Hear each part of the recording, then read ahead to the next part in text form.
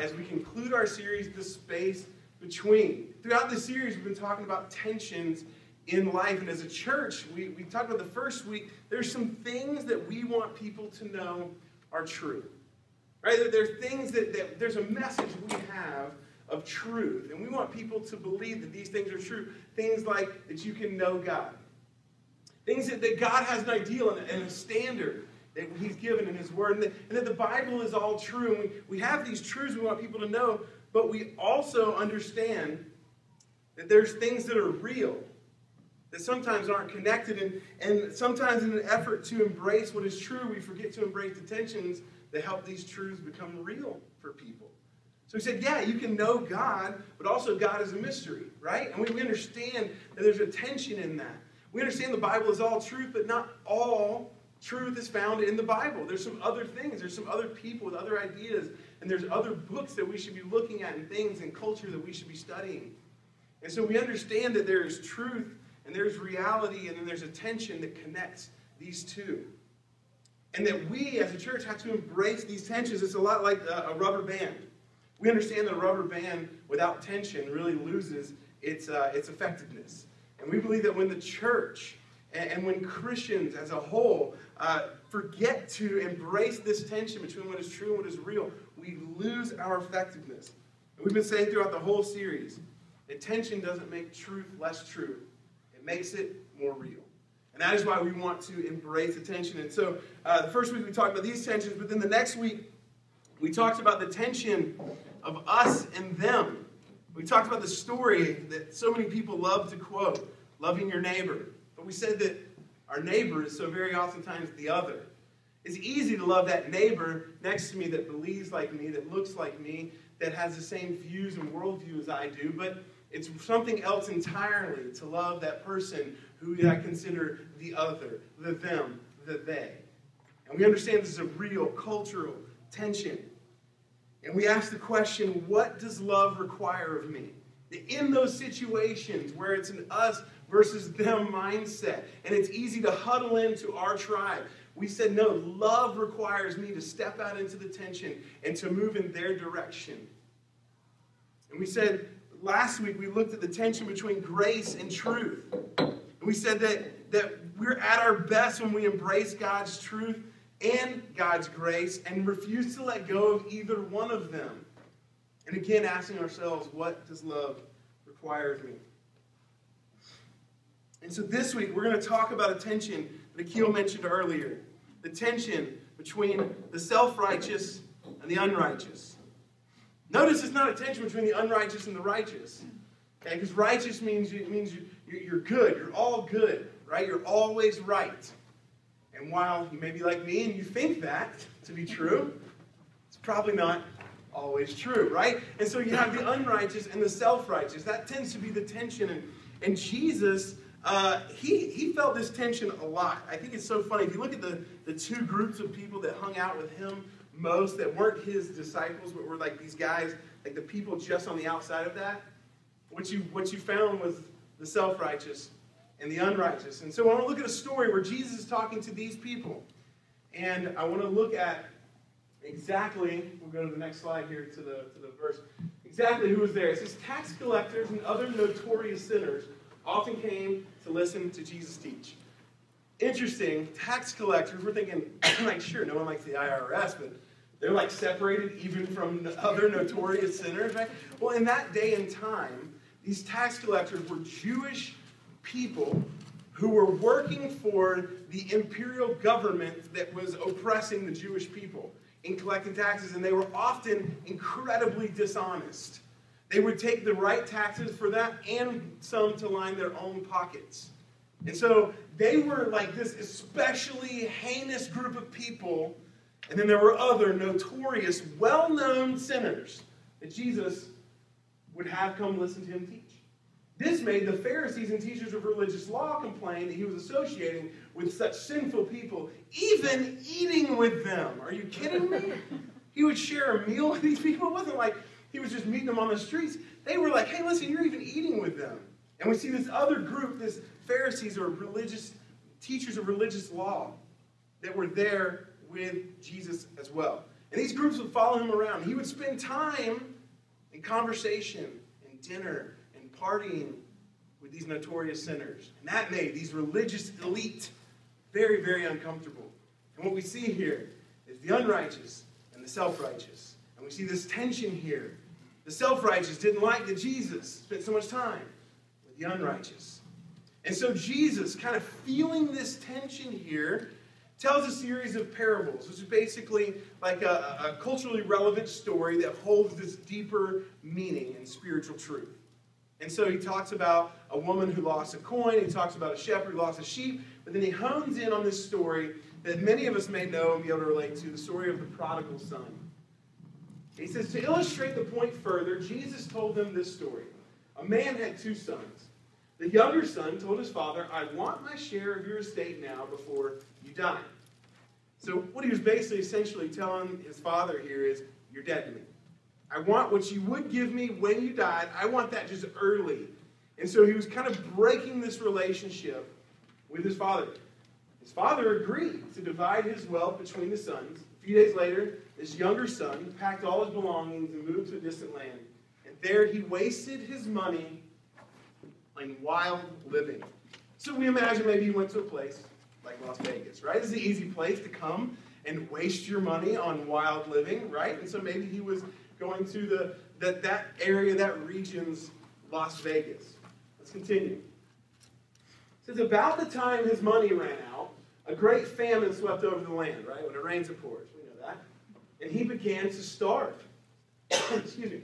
He persuaded a local farmer to hire him, and the man sent him into his fields to feed the pigs. Now, this is especially poignant in the story because, again, there's Jewish listeners. So they would assume that the man that Jesus is talking about, this guy is Jewish. And so for him to associate to be feeding pigs was like a big Jewish no-no. So when it says like he was starving, he ran out of all his money, there's a famine in the land, and he's working with pigs, what Jesus is illustrating here is he has reached the lowest of low. In every aspect of his life, he has reached the lowest of low. He's out of relationship with his family. We don't see that any of his friends are still around.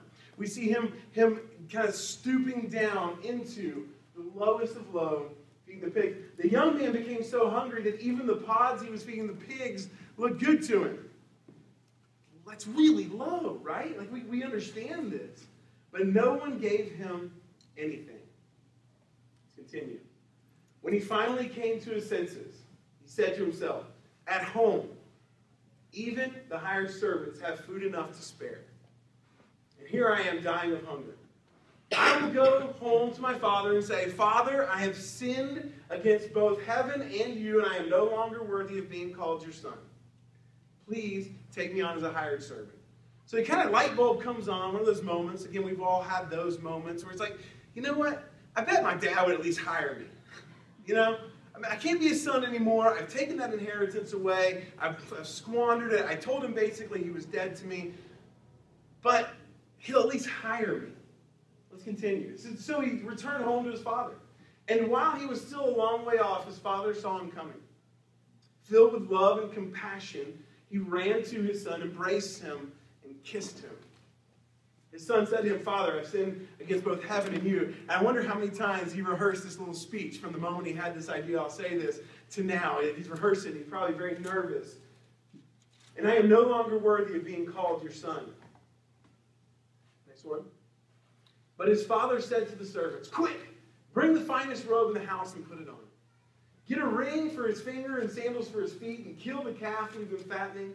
We must celebrate with a feast, for this son of mine was dead and is now returned to life. He was lost, but now he is found. So the party began. So the unrighteous, broken relationship with his father, and he had returned.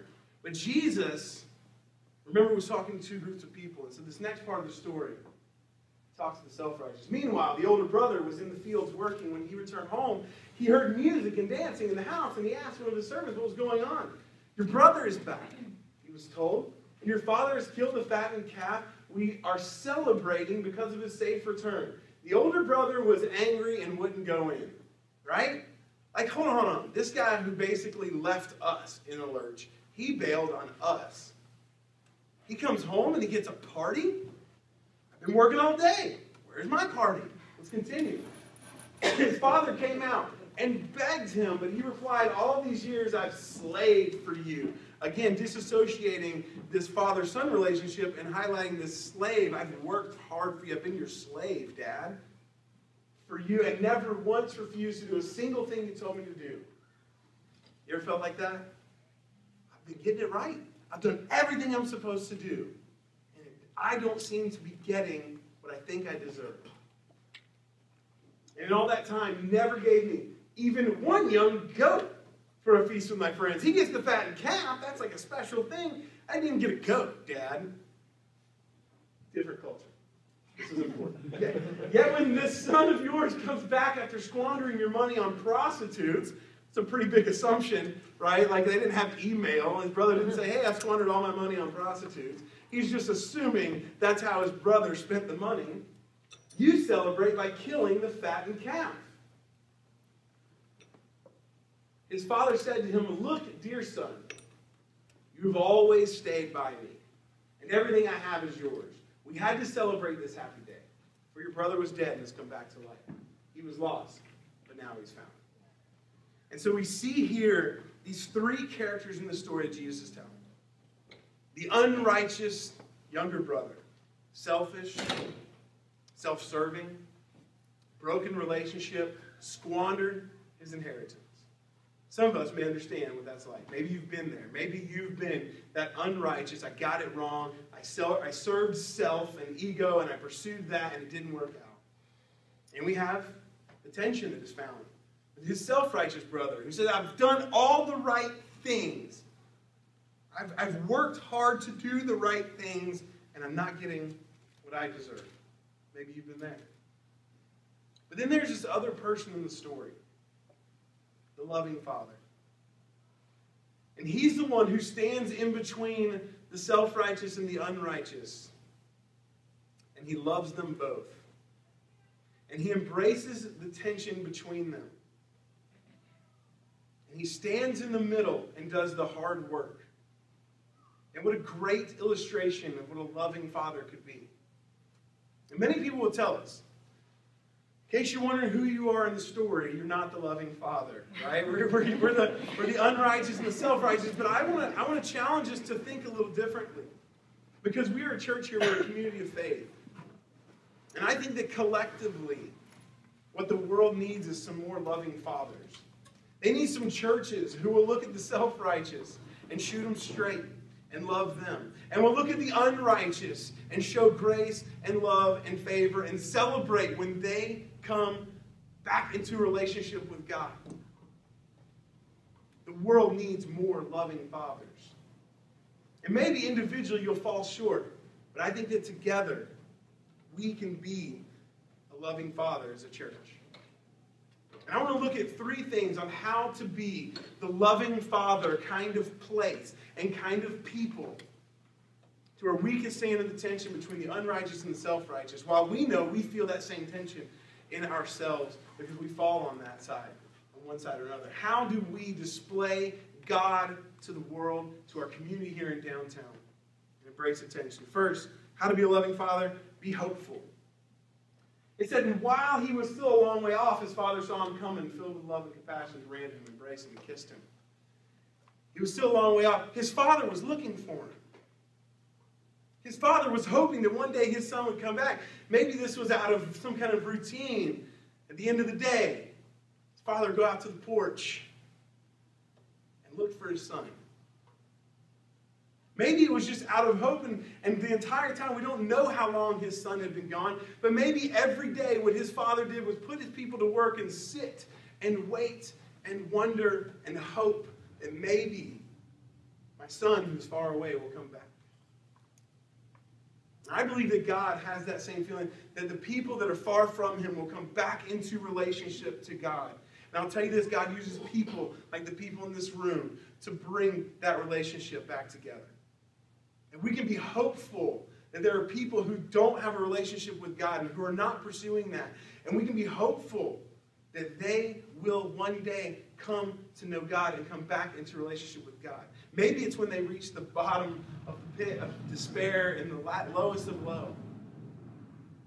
But we're there to say, hey, we're going to love you. We're going to embrace you. You're welcome. We've been hoping you would come. We've been hoping to help you get back into a relationship with God. Be hopeful. Be excited. Be excited. We must celebrate with a feast. For the son of mine was dead, and is now returned to life. He was lost, and now he's found. And so the party began. Most often, Christians and churches aren't really known as like the place that throws the best parties. Right? We're probably pretty guilty of that, right? But what we see here is that this loving father, this God character in the story, throws a party. And we find out in these other stories he was saying, Jesus said, hey, listen, this is what happens when people who are far from God come back into relationship with God, is heaven throws a party. The angels throw a party. It's a big deal. It's worth celebrating. And I'm going to tell you guys around here, the things that we will celebrate will be when people come back into relationship with God. Maybe they had a relationship with God, they walked away, and they come back. Maybe they've never had a relationship with God, and they come into a relationship with God.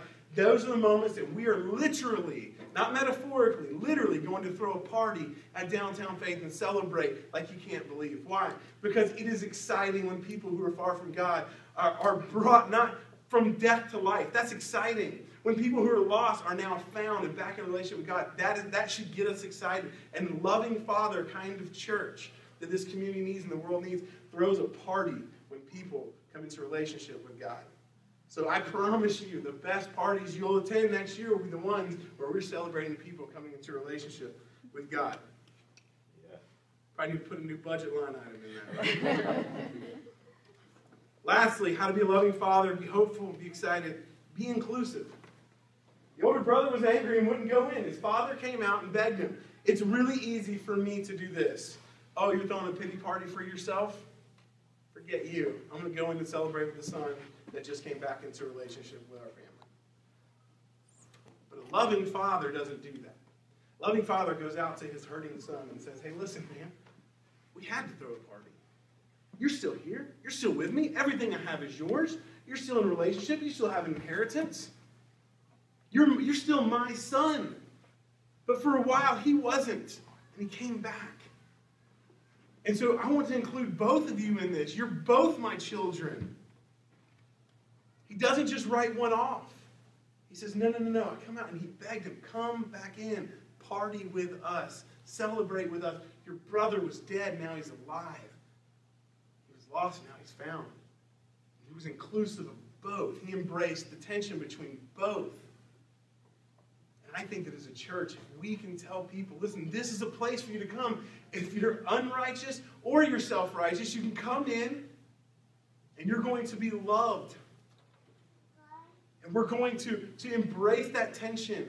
And we are going to take it to a new level. Because we're going to be loving fathers. We're going to reflect his character and his characteristics. There's a story that comes out of Spain. It's the story of a father and son that had become estranged. The son ran away. The father set off to find him. He searched for months to no avail. Finally, in a desperate effort to find his son, he put an ad in a Madrid newspaper.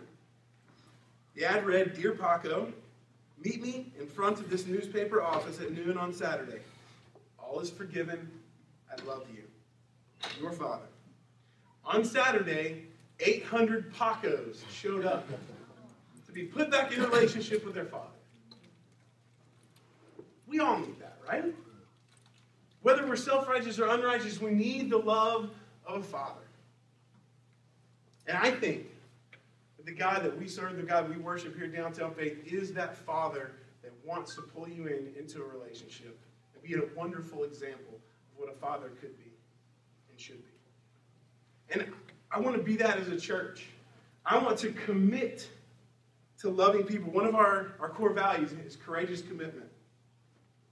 And we say that courage is simply the decision that fear doesn't get to make the decision. And when you embrace tension, like our tightrope walker we talked about a few weeks ago, Philippe Petit, when you embrace the tension and you step out onto it is terrifying, it is dangerous, it is difficult, it requires practice, asking yourself over and over and over again in every situation, what does love require of me? The courage is the decision, the fear doesn't get to make the decision, and here at Downtown Fifth, we are committed to embracing the tension. We want to step out onto that high wire, and we want to love people, and we don't want to take sides, we want to embrace the tension. Because tension doesn't make truth less true, it makes it more real. Like Fleet Petit said, it's very easy to walk on a wire if you spend a whole lifetime practicing for it. This is our good time where we are beginning practice of asking, what does love require of me? And embracing the tension.